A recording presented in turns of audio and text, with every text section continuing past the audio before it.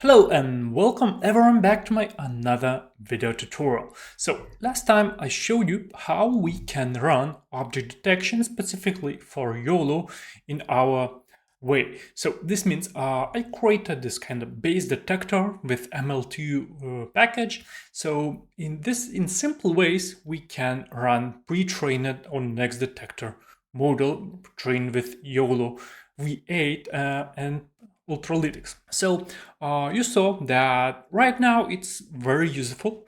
It's really easy to run this on videos and etc. And also I showed you how we can export this PyTorch model into OnNX. That's very useful when we want to deploy it somewhere. But now I came to the another problem with Ultralytics. It's great. They do have very good training system. So let's open a documentation. And here they give us very easy solution how we can train our own model. So we simply load the model, load the weights and etc. and we run the train with our specific image size. But what we should do when we want to customize this training loop, for example, right now, we have to strictly have the same dataset format as they request, as it's required for the Ultralytics. We can't use customized metrics, we can't use customized training loop, we can't use customized augmentation techniques and etc. So this means we can't customize our training loop. We need to do everything as they request. So I decided that I'll create another tutorial specifically for this machine learning training utilities, where I created a solution how we can wrap from this kind of Ultralytics great solution, this great detection model, and I use this for in MLTU package, and I'll show you how we can customize the training loop. And you'll see that it's very, very useful. And if I go back, I will go straight through the code and I'll explain you what is where and how it's used, and then I'll show you what is the tests. So basically, beginning with, I was thinking what dataset I should use. So in Kaggle, I found this car license plate detection dataset. It's a very small dataset. It's not perfect for license plate detection, but it's only an example that has one class and it has 433 images. That's very small dataset. This means that my model won't be the best with this kind of dataset detecting license plates. And I looked at this dataset and it's not the best annotated and etc. But still, I can use this for this kind of tutorial purposes. So this dataset contains XML files, and we can look at it, how it looks XML. That's XML is one of the popular this kind of types of dataset annotations in object detection. And here it tells me that is a license object in these kind of coordinates. And okay, for example, I would like to use this dataset for Ultralytics model to train. How do I need to train this?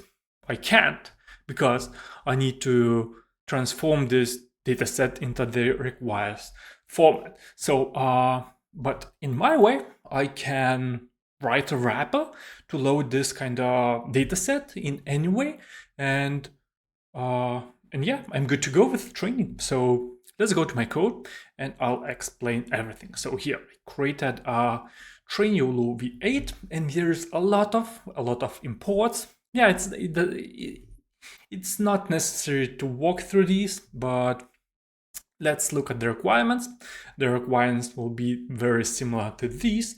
I used Ultralytics 8.128 PyTorch of 2.0.0 because I'm on Windows, so that's simply with GPU requirements and so on. And this will be MLTU 125 because I'll release a new version of this. And yeah, let me check. Yep, I'll release a new version of this and you'll be able to use it. So let's go to my train. I'm not talking about imports, we'll talk about this by walking through the code.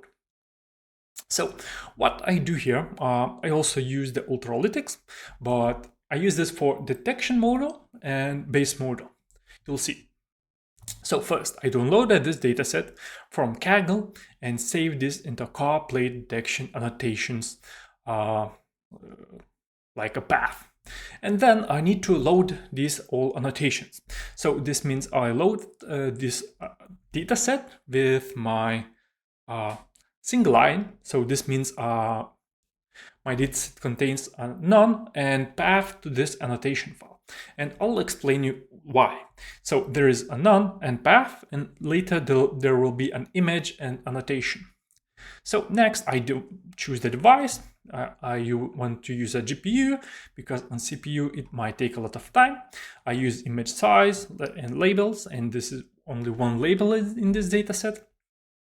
Of course, I could easily use some kind of configurations for this training loop, but for simplicity reasons, I stick to this like a structure. So then I create this data provider from my MLTU torch package. And this is kind of parallelized data loader that I customize for the type of data I want. And I use it here. So I load this dataset, I use the batch size of 16, and I use, as you might see, this kind of VOC annotation reader. What is this? So basically, this VOC annotation reader is used to read the specific annotation that I show you from this dataset into detection objects. And if I go to this object, you might see that there is very specific code to read these kind of detections, and it returns me detections object.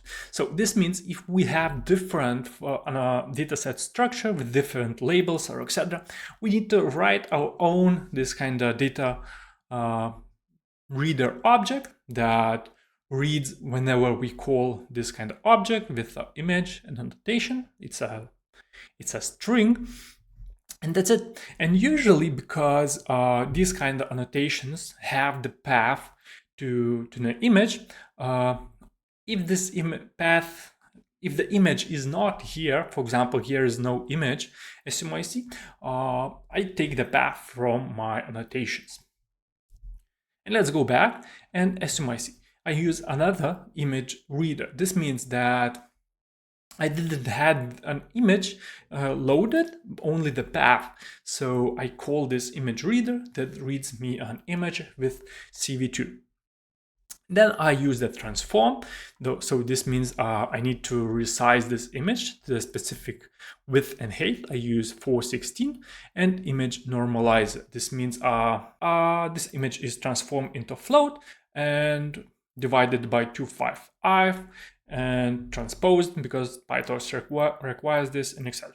And then I use YOLO preprocessor. It's like a specialized function for kinda YOLO training loop. And this is collects all the detections, annotations into the batch that is fed into the training loop later. So what's cool about my this whole idea is that I have this image show CV2. So this is really cool, like an object when we want to debug what happens when we are preparing our dataset. For example, if I write this for data in, this means I'll iterate my dataset right now and I will display these images in front of it.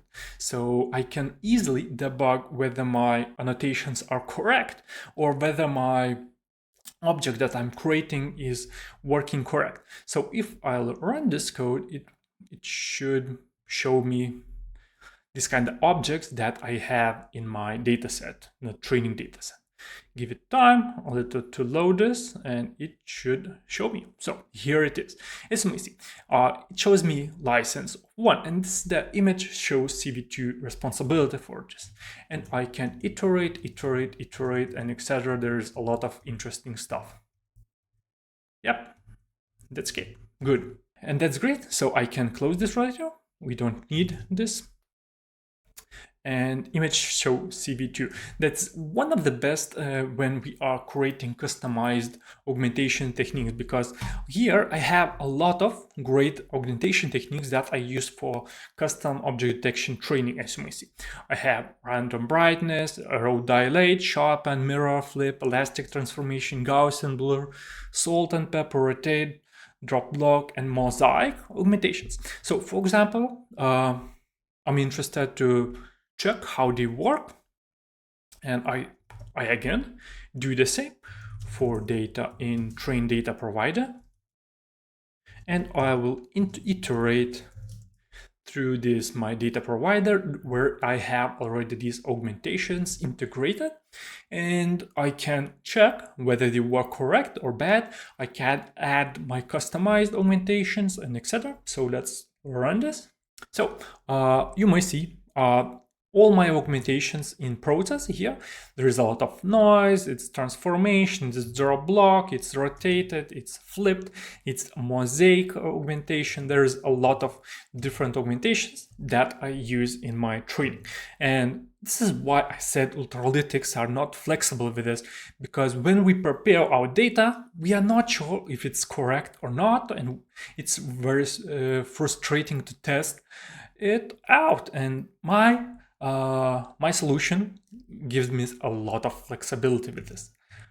And that's it. Yeah, you might see there's a lot of augmentation techniques that you can remove. You can remove all of them or add, customize by yourself, and etc. So yeah, cool. Let's close this. I don't need this anymore. So what I do next is here that I load this base model from weights from checkpoint from base model of Ultralytics, and I create a detection model with customized length of labels, custom labels, and etc. And then as you might see, I load the weights, but I use this in a try except functionality because there is a mismatch in weights, and simply this works better. So we send our model to GPU device.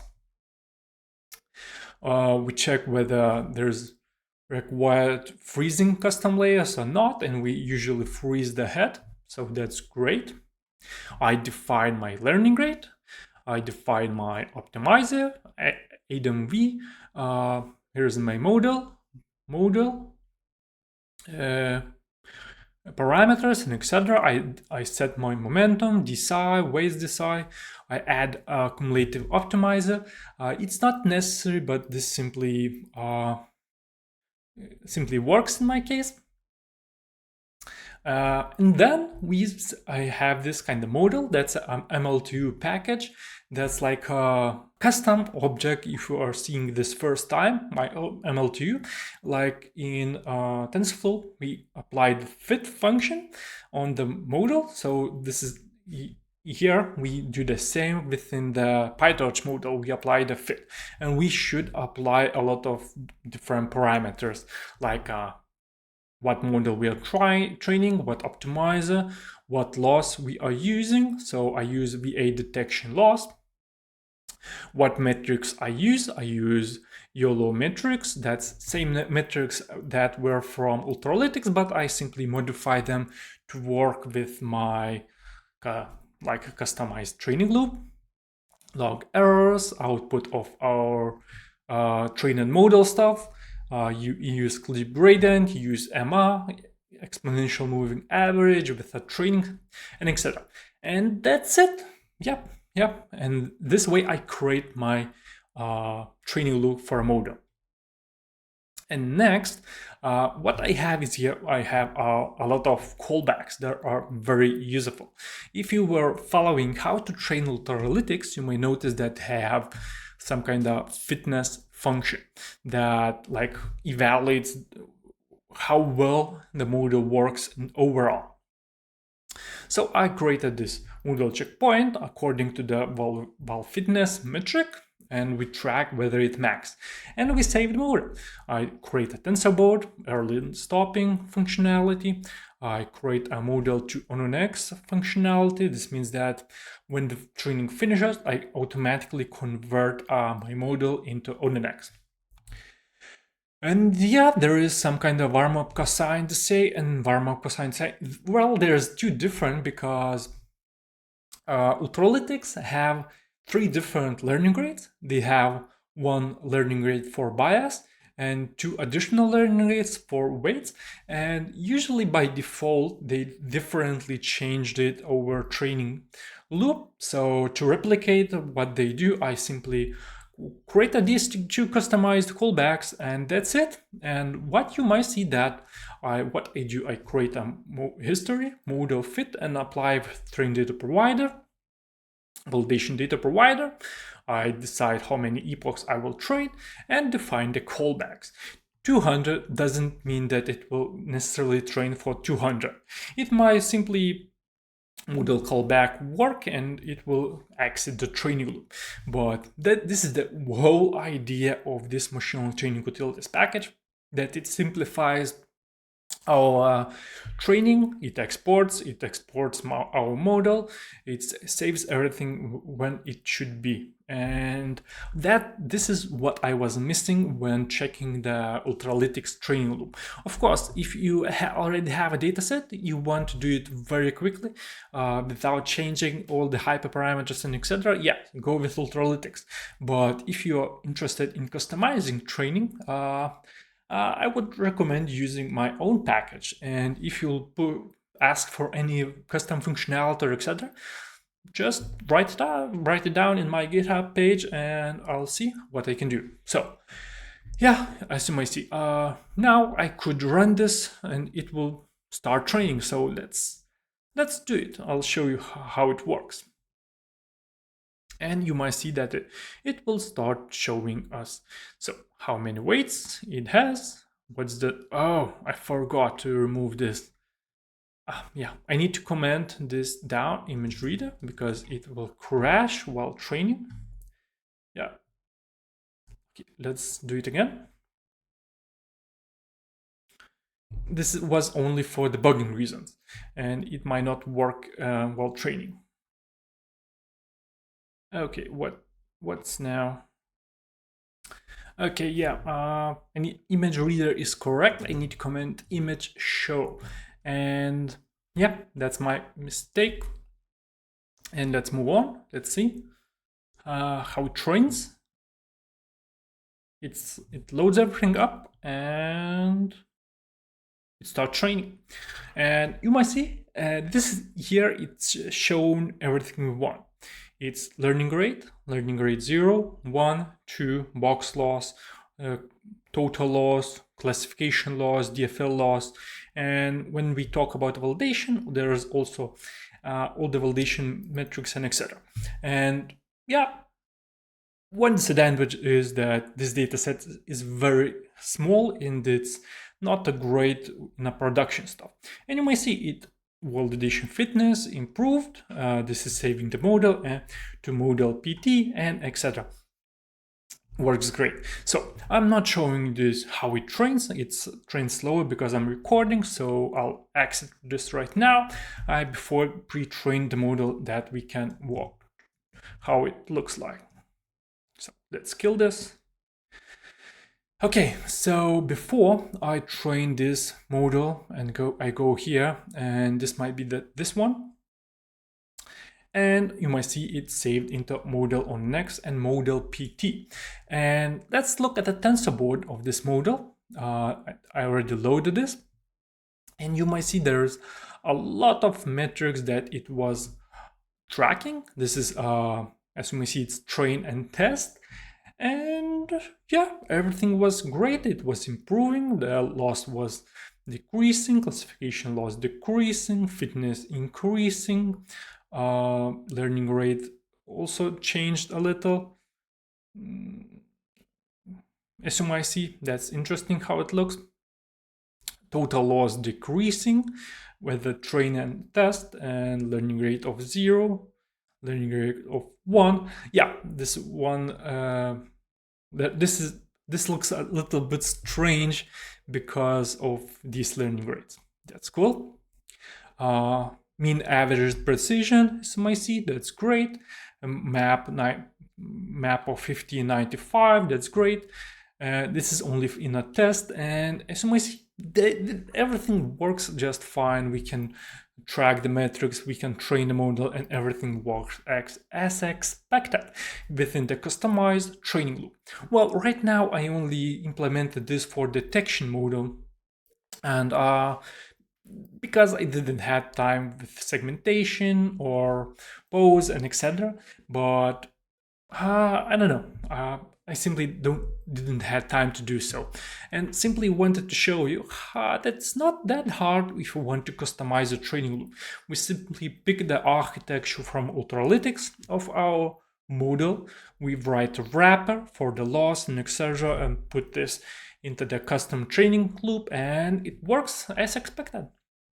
And we can use whatever dataset we want because we have our own dataset loader. So great, and right now you're interested, okay, how I can run this kind of pre-trained model with the custom loop. So if you remember, I had here a run pre-trained loop. That's very easy. I have this on the next detector and etc. So for simplicity reasons, I also have additional one. So because I trained this with car plate detection dataset, and I have this model that I will not upload this in anywhere else. You can train this model by yourself. That's only an example model, but simply we give a path to our model. We define the input width, height, confidence threshold, IOU threshold. I use a for CPU. This will run on CPU, but I can use it on GPU also, it doesn't matter. I read the image, apply detection, and I draw these detections on a frame. So that's it, and I print the detection FPS. So let's run this to see how it works. And it should be very, very great. So as you may see, it works perfect. Okay. Well, not perfect, but because the data set is very small, sometimes it works, sometimes it doesn't, but you might see that I simply run the detection and also apply these detections on the frame with apply to frame. So your question might be how to run this on this custom trained model. Just like this. If you save the with PT, go here. I've showed you how we can load this from torch model, but I do recommend always save model in top on the next format.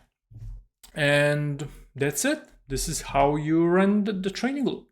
And this is how you run the model. And these detections are also MLTU objects of detections, and if you want to do some tracking or etc., you simply take these detection objects and do whatever you want with them. This is also a little complicated with Ultralytics when we want to customize what we do with our detected objects. So yeah, was about it, and how simple it is to train a custom Ultralytics model. And if you like this, you can smash the like button, subscribe to my channel, and I'll post the links in the description to my code to where you can download everything and how everything works.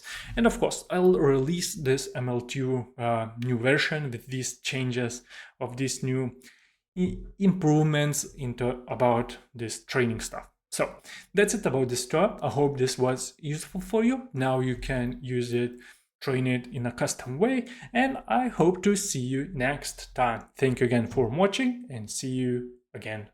Bye.